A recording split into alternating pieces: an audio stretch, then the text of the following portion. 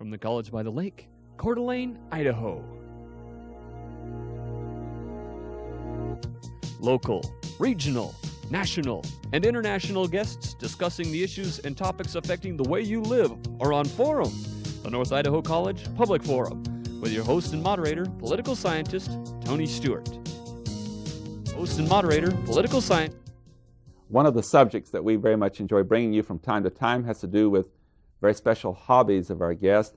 In addition to one's occupation, many people have really become creative with a very fascinating hobby. And as a matter of fact, sometimes those hobbies even turn into an occupation. We're very pleased to welcome to the program today a guest who has an exciting hobby, and we've put on video some of his work. We welcome George Bacon, who is a forester for the state of Idaho, but George is with us today to talk about a hobby that's a little bit distant to what you do as an occupation. We're going to look at his model cars and tanks, military tanks. And George, welcome to the program. You and I have met several times, and I've seen your work, and we can only show a sample today, but you've spent years putting these models together, and we thank you for taking time to be with us to look at and discuss how you got involved with this particular hobby. And again, welcome to our program. Well, thank you, Tony. It's quite humbling to be here because I know there's a lot of good modelers out there that really deserve an opportunity to show off their wares, too. Well, I can assure our viewers that you certainly merit this visit. And as always, I'm very pleased to have our regular panelist, Janelle Berg, who's an attorney in the state of Idaho, and we will start today's program with questioning from Janelle Berg. Many people, when they're young, enjoy modeling. They buy kits and they enjoy modeling. But as they grow older, they may not be able to do that as much. They may have not as much time. And then again, they may return to the hobby of modeling. Can you tell us something about the diversity of modeling that is available out there in the world today? Well, from what I know of the hobby, modeling is probably at an apex or still climbing of different things that are available, different hobbies within modeling. Some models are animated or motorized and remote control. I prefer models that are static and more for display. And any and every subject matter imaginable is available in kit form, or for the more adventurous to build things from scratch with just pieces of wood or plastic or whatever. So really, right now, the markets for modeling seem to be just booming worldwide. Who models? What kind of people model? Well, I think people that have a little artistic or creative side that also like problem solving. I would imagine people that do jigsaw puzzles would like models to a certain degree. But I think people from all walks of life are probably involved. I know in my experience with military models, I run into a lot of people that are ex-military or current military and have that background and that interest. And they often are modeling things that they are acquainted with from their past or their service experience. Can women model too? Oh, certainly. What kinds of things do women model? Well, they do model everything from what I've read in some model magazines and that sort of thing, but I think more traditional roles for women in modeling, if you will, have been things like doll houses and furniture, miniatures. Miniatures is a tremendously big hobby. A lot of women are interested in the remote control models such as cars and airplanes, and a lot of the modeling is a family activity where the children are involved and the whole family goes out and participates to one degree or another. Now, if you're going to become a modeler, what do you need to have? What kinds of materials do you need to have? It's a fairly inexpensive model, a hobby, I suppose, initially, if you're just buying the kit. But as you get into it, then it becomes more expensive. But what do you really need in order to start out modeling? Well, it depends on the type of modeling you're doing and the medium that you're using. There's wood, there's plastics, there's resin compounds, metal, and depending on the medium that you're in, a lot more models are using mixed media where you'll have everything, It really impacts the tools that you have, but generally in all modeling you need some kind of a knife, or saw, some kind of a file, and a paint or something to finish up the model. Those are pretty basic. And a place to work. Yeah, a place to work is often a problem, but with models you can be into a modeling situation where you're dealing with very small models, so it doesn't take up a lot of space, unlike model railroading where you might need a room or several rooms. George, you brought in some of your models about a week ahead of time, and that's really fabulous. And we have a real gifted staff person. Our director of productions, Lindy Turner, has taken your models and placed those on video already. And what we're going to do at this time is ask our director, Lindy Turner, to put this up on the screen. And we have about 4 to 5 minutes on video of different kinds of modeling, your cars and your tanks. And so we'll ask for that now, and I want you to take us through what each of these happen to be and how you put them together. And I think our viewers would very much enjoy seeing those models at this time. Here we go with the first one. Well, this is a model of a Chevrolet stock car from about 10 years ago. I don't remember who the driver was at the time, but I believe Folgers still sponsors a car, and I picked this one because I liked modeling something that wasn't advertising cigarettes or alcohol or chewing tobacco, so the Folgers car seemed appropriate, and I drink a lot of coffee. But it's a 1/24th scale model. It's about 8 inches long, and costs about $10 for the model, and with paint and a hobby knife you might be into it for $15. And here's your second model.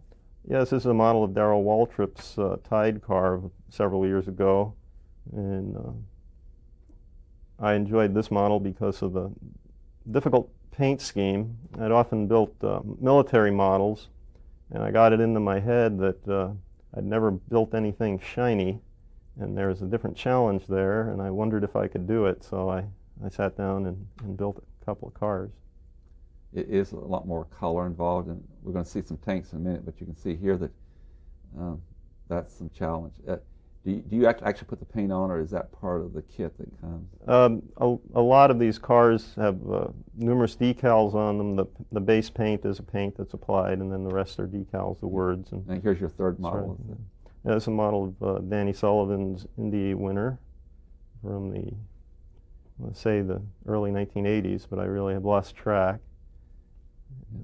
So some of these models that you've had around a long time, did you do it some years ago? Yes, yeah, I've been in and out of the model. Like Janelle was saying, you can't stay with it. Now here's somehow. the first military tank.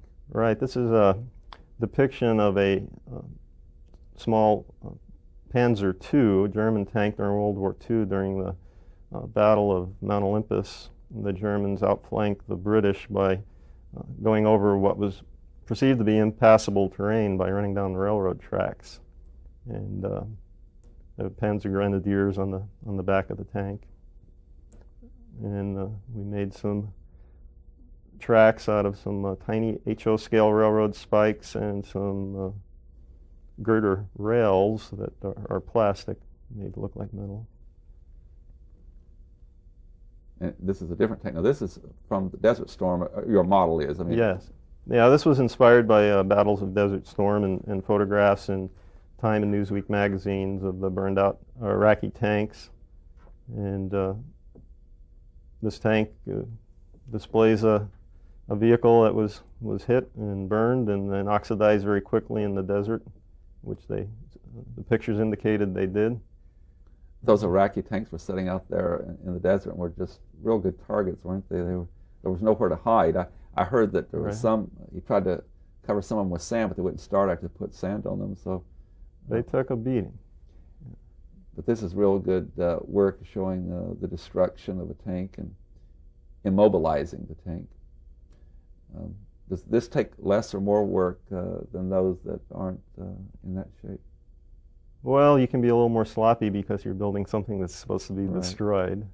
You get away with things. Share this one with us, this particular model. This is a model of a Tiger tank from World War II in Russia that with the 505th Heavy Panzer Division. And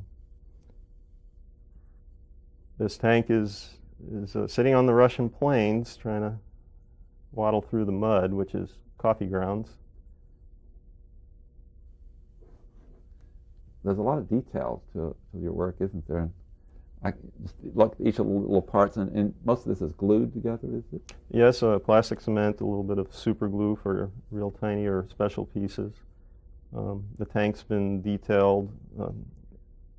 I'll review photographs of the period and try to get hints and add detail to the tank that might not necessarily come with the kit. And that's a thing a lot of modelers do, and there's quite an industry growing in just detail kits. You buy a model, you buy 5 or 6 detail kits. Before you know it, you've got a couple $100 invested in a little project.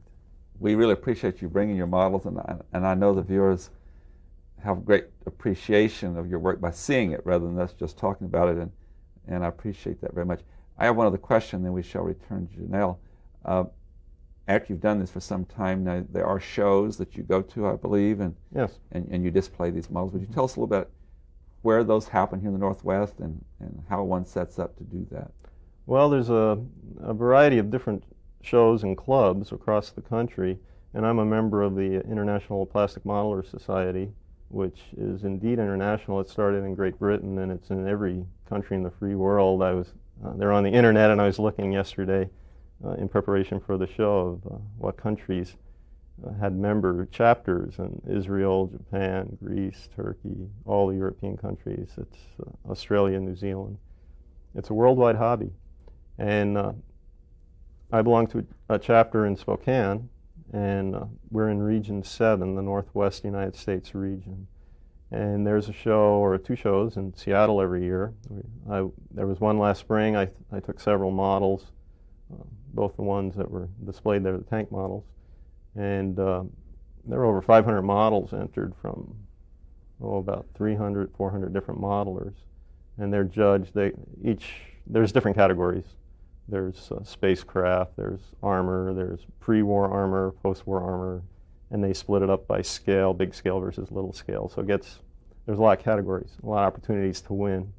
There are national shows and international shows? Yes, the Plastic Modelist Society of the United States had their national show in Columbus, Ohio, I believe this year, back in July, and there's going to be one in San Francisco next year. And modelers from all over the United States enter models there, all static display type models, not working models. Now, do you have to apply to some committee, or do you win at the regional to go to the national? How do you get in the show? Just show up and pay your entry fee. So everyone can participate that wishes. Right, and I've never been to a national show, and I don't know what the prizes are, but I know the regional shows, you win a ribbon, and that's about it. So you're not going to make money off of showing your models. It's like other artists, I would assume that there's an enjoyment of sharing your work with those who appreciate that kind of activity. And then the club, and the Spokane Club puts on a show every year, and we had a show earlier this year after the Seattle show, and we had a very good turnout to that one too. And modeling seems to be booming. Thank you. Janelle Burt. I have a series of short questions, but first I want to compliment you on all the detail. They were beautiful. It simply is amazing how you can get those very tiny details in your models. And I also very much liked the Folgers car. So can you give us some idea about how long it took you? What kind of time did you have involved in doing that car? Well, that particular model probably took about 20 to 30 hours, and it's obviously not something you sit down and start and then finish. It's off and on, an hour here, an hour there. And the tank models are generally 40 to 60, depending on whether it's put in a vignette or a little scene, or that would take a much longer, of course. But 30, 40 hours is pretty typical on a fairly detailed model like we saw on the video. Do you work on more than one at a time? Do you have a couple of projects going, or do you generally work on one and kind of off and on? Because obviously you have to wait for paint to dry and that sort of thing. And then when you've finished one part of the project, you move on to the next. I'll take a model one at a time generally, although there will be several in the house in different stages of completion. But generally I have to be inspired. And so when the inspiration hits me, I'll try to carry that through and finish the model. And if it leaves me, then the model will sit until I'm inspired again. But it's usually one at a time. And you can do components, so you'll do one part set aside, do another part. So it's actually every piece is a model, especially if you're going to be in competitions, because the modeling is so good. The judges have very little to separate the best models from, and they have to look at them extremely closely. And so every piece has to be just perfect before you get it together. One of the things I also really liked was your vignettes, your small boards with that show something more than just the model, that kind of tell a story in and of themselves, and perhaps have some people in them or some shrubbery or whatever. Can you contrast that with, say, for example, model railroading, where you do a whole large layout? Yes, the model railroading, which I did have a hand in for off and on over different years. I had several different layouts or started, and I quickly came to see that a model railroad is a project that almost never ends. It just grows, and you continue to build and modify, and I wanted closure on my work, and in a rather short time, because again I would lose the inspiration and I'd get bored. So these static display models I could do in a relatively short time compared to bigger models or model railroading. And yet by doing a little vignette I could get a hand in the scenery and the detail, which is another art form in itself, and use different techniques, and you use different medium and a little different problem solving and creativity. Like I said, the earth used in that one was coffee grounds, and you just get to play a little more with your imagination. I would guess that quite a few people go to hobby shops, and that's one place that you can get a lot of material and information without naming any particular hobby shop. Can you indicate what people should be looking for when they do go to a shop? Well, you have to be looking for what suits your interests, obviously. Beyond that, there's always price that enters in, and on a lot of the things I like to, after you've built several models, you develop a very large spare parts box.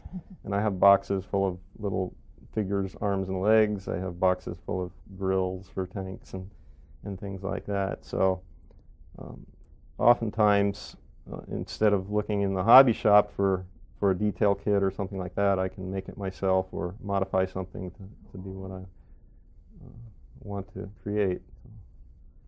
Janelle has built a bridge for us, and I'm going to, the viewer may not be able to see this very clearly. I'm going to take this off here.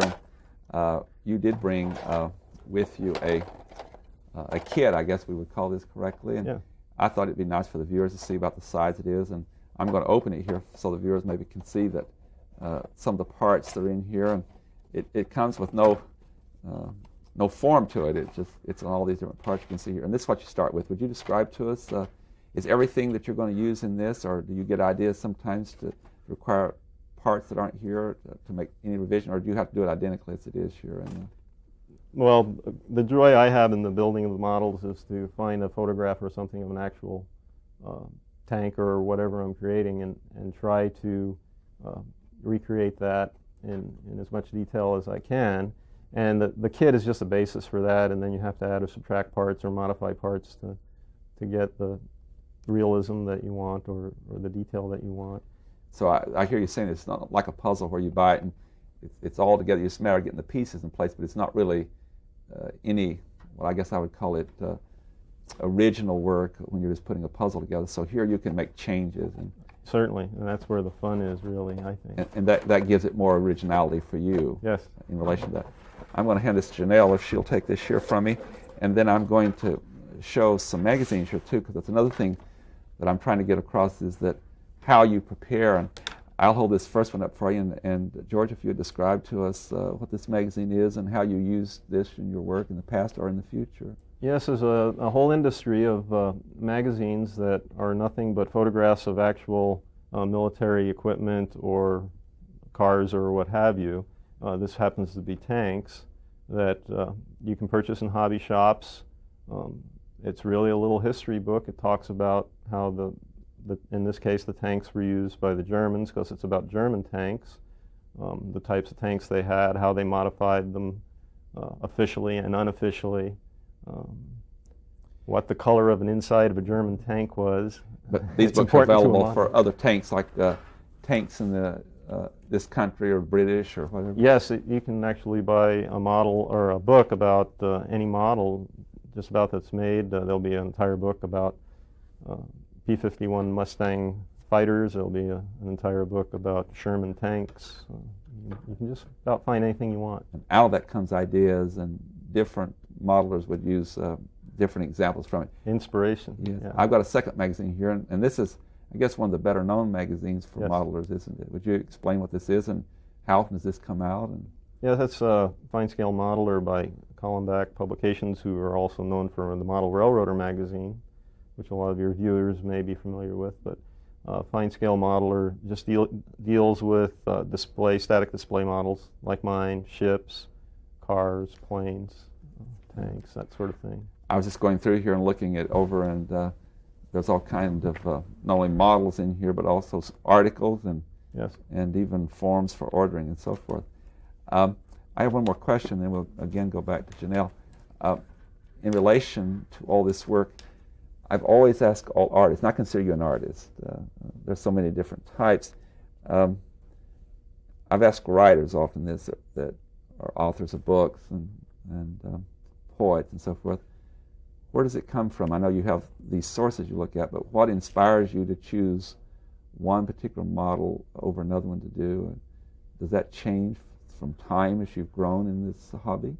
Yeah, it has. When I was a kid and first got interested in building models, I was about 5 years old when I built my first model.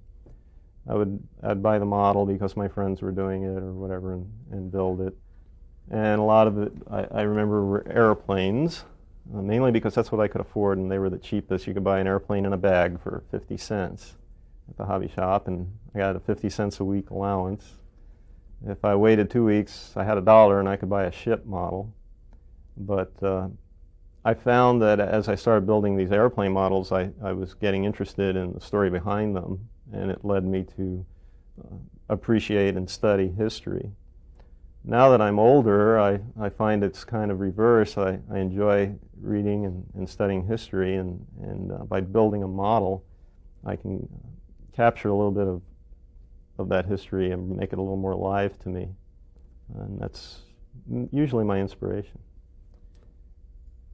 I have a good friend who's an artist, and he does beautiful paintings, and he does a lot of space and environment. And I was chatting with him the other day, and he indicated that he had been working on some pieces, and he became so upset with what I would consider just a minor flaw. He just throws them away, starts all over, even though he may have spent hours and hours on them. Are you this kind of artist, or are you determined to finish each piece that you start?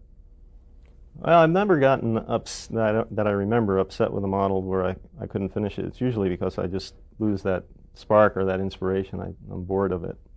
But I do see the flaws in the models, of course, and every once in a while there'll be one that I'll sit back and I'll have a lot of satisfaction that it turned out just the way I wanted.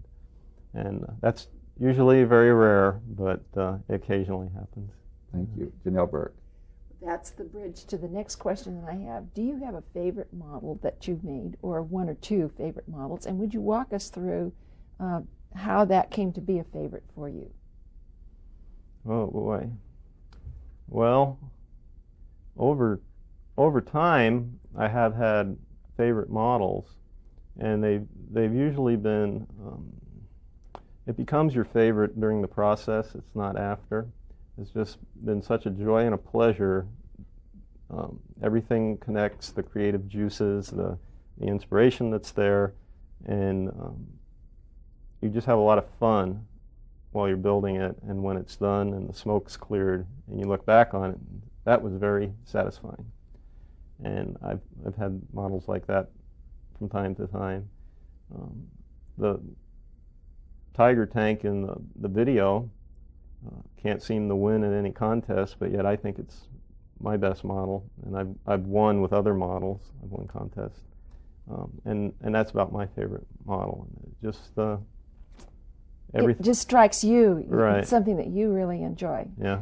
It seems to me that modeling is rather solitary, but yet on the other hand, you have a lot of friends that you make through the modeling process. Right. Would you please comment on that, how it can be something that can lead you to some new acquaintances and new friends, and that you can become very, you can have a great feeling of companionship with these people?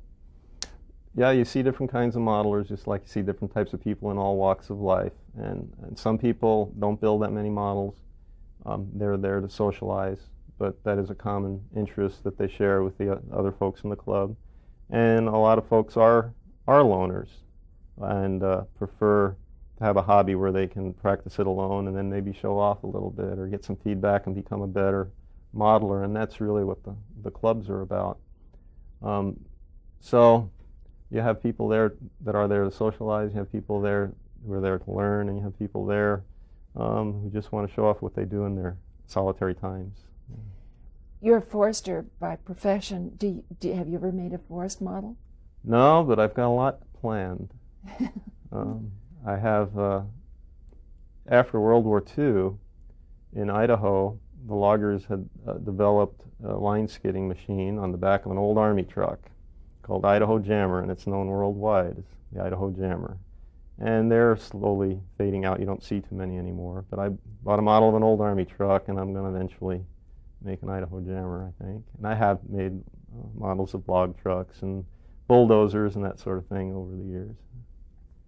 So I think I hear you saying that in addition to what you specialized in, the cars and the tanks, that you're maybe going to branch out into some other areas in the future? I've built models over the years of everything. And just right now my interest is in the armor. And that's mainly because when I was growing up, planes and ships were plentiful and they were affordable to me. On that note, I have to bring the program to a conclusion. Okay. On behalf of Janelle Burke and our staff, George Bacon, thank you very much for being with us. We've really enjoyed the program with you. Ladies and gentlemen, I'm sure you've enjoyed, like we have, looking at these models and this creativity. And we invite you to be with us again next week at this same time, and we will discuss yet another issue. Until then, please have a good week. I am Tony Stewart.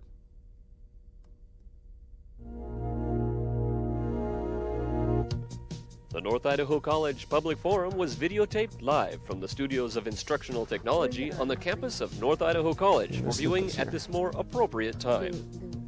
We invite you to join us again next week for another all-new edition of the North Idaho College Public Forum on this public television station.